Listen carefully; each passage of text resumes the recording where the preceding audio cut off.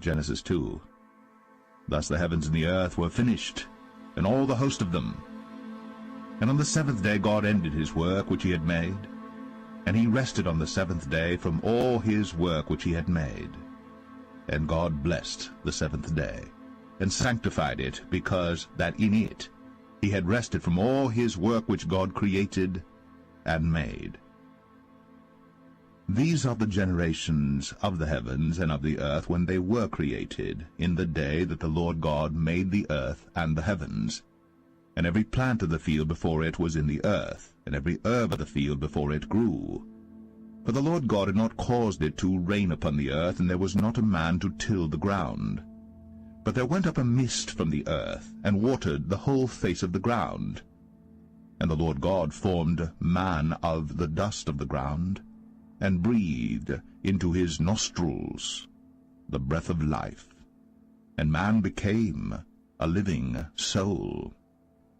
And the Lord God planted a garden eastward in Eden, and there he put the man whom he had formed. And out of the ground made the Lord God to grow every tree that is pleasant to the sight, and good for food, the tree of life also in the midst of the garden, and the tree of knowledge of good and evil. And a river went out of Eden to water the garden, and from thence it was parted, and became into 4 heads. The name of the first is Pison. That is it which compasseth the whole land of Havilah, where there is gold.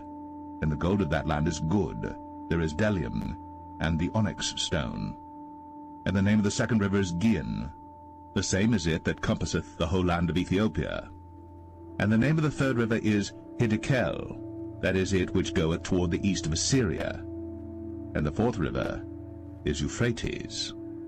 And the Lord God took the man, and put him into the Garden of Eden to dress it, and to keep it.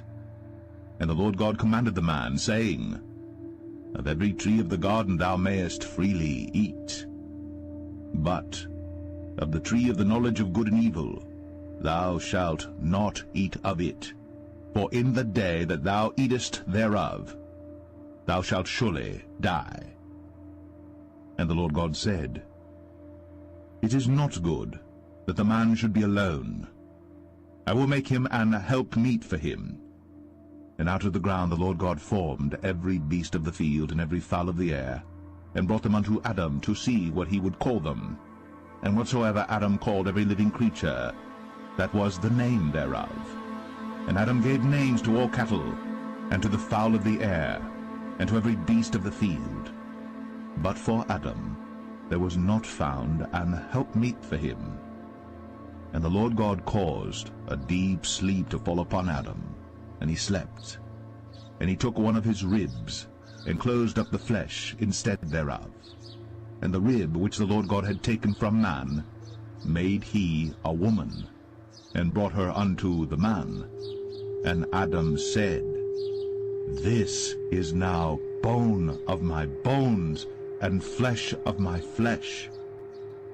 She shall be called woman, because she was taken out of man. Therefore shall a man leave his father and his mother, and shall cleave unto his wife, and they shall be one flesh.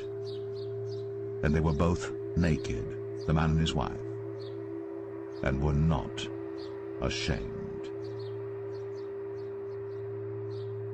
Now the serpent was more subtle than any beast of the field which the Lord God had made. And he said unto the woman, Yea, hath God said, Ye shall not eat of every tree of the garden? And the woman said unto the serpent, We may eat of the fruit of the trees of the garden. But of the fruit of the tree which is in the midst of the garden, God hath said, Ye shall not eat of it, neither shall ye touch it, lest ye die. And the serpent said unto the woman, Ye shall not surely die. For God doth know that in the day ye eat thereof, then your eyes shall be opened, and ye shall be as gods, knowing good and evil. And when the woman saw that the tree was good for food, and that it was pleasant to the eyes, and a tree to be desired to make one wise, she took of the fruit thereof, and did eat, and gave also unto her husband with her, and he did eat. And the eyes of them both were opened, and they knew that they were naked. And they sewed fig leaves together, and made themselves aprons. And they heard the voice of the Lord God walking in the garden in the cool of the day. And Adam and his wife hid themselves from the presence of the Lord God amongst the trees of the garden. And the Lord God called unto Adam, and said unto him, Where art thou? And he said, I heard thy voice in the garden, and I was afraid, because I was naked, and I hid myself. And he said, Who told thee that thou wast naked? Hast thou eaten of the tree whereof I commanded thee that thou shouldest not eat?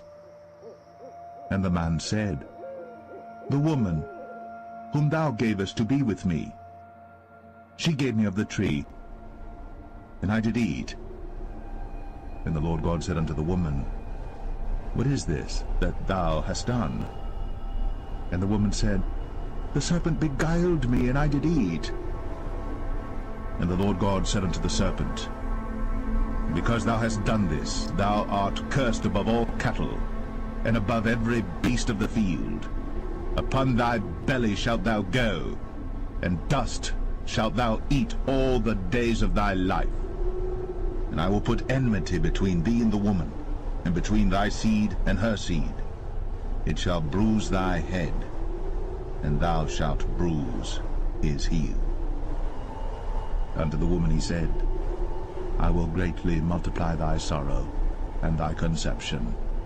In sorrow thou shalt bring forth children, and thy desire shall be to thy husband, and he shall rule over thee. And unto Adam he said, Because thou hast hearkened unto the voice of thy wife, and hast eaten of the tree of which I commanded thee, saying, Thou shalt not eat of it, cursed is the ground for thy sake. In sorrow shalt thou eat of it all the days of thy life. Thorns also and thistles shall it bring forth to thee, and thou shalt eat the herb of the field. In the sweat of thy face shalt thou eat bread, till thou return unto the ground. For out of it wast thou taken, for dust thou art, and unto dust shalt thou return.